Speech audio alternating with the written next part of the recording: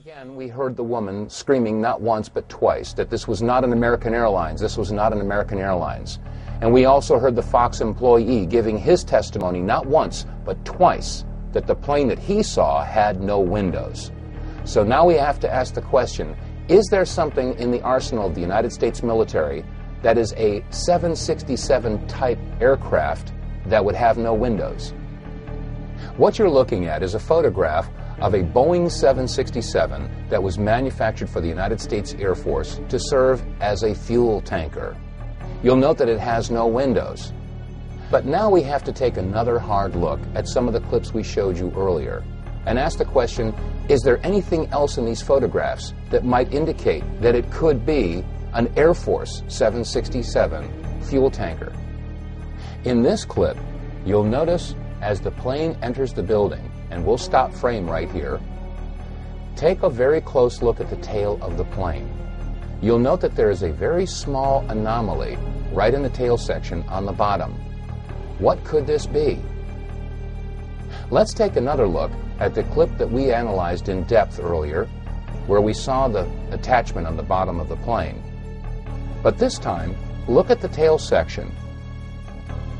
What is this anomaly? Could this possibly be a boom port for a 767 Air Force tanker?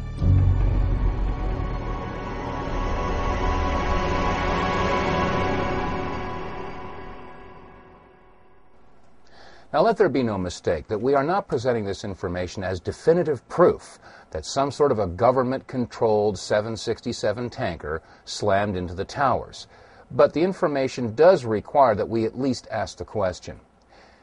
And speaking of that, how would a governmental agency get a pilot to pilot one of these air tankers into one of the towers? Maybe they didn't even need a pilot. This is an AFRTS News Minute. The latest in the U.S. military's arsenal of tactical unmanned aerial vehicles was on display at the Pentagon this week. The Shadow 200 TUAV is essentially an oversized remote-controlled airplane. And now we come to the $10,000 question. How is it possible that in the sleepy town of Versailles, Missouri, in a little production studio, we can do an in-depth analysis and a slow-motion expose of video footage that's been at the fingertips of every major news network all this time?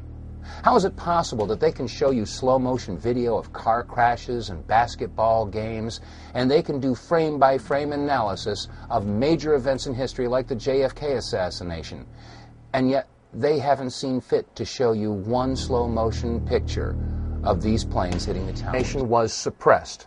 It was kept from the American people. Why? How many pieces of evidence do we need to prove that there is a conspiracy?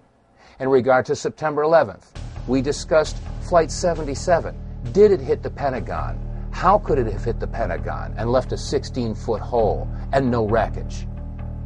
And then we've got the explosion that was caught on videotape while they were interviewing Tom Clancy. A mysterious explosion that was never discussed and video footage that was never shown again because the explosion was not connected to the collapse of the World Trade Center towers.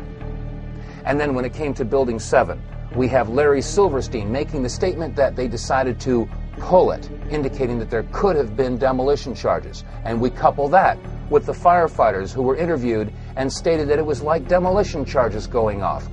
And then there was the anomaly that was attached to the bottom of Flight 175, or so we thought Flight 175, hitting the South Tower. The mysterious flash as it made contact, caught not by one, or by two, or by three, but by 4 different cameras. And then there's the analysis of the North Tower and the mysterious flash of that flight slamming into the building. How many pieces of evidence do we need before America and the world recognizes that there is a conspiracy? And now we come to the most important question of all, and that is, who do we trust?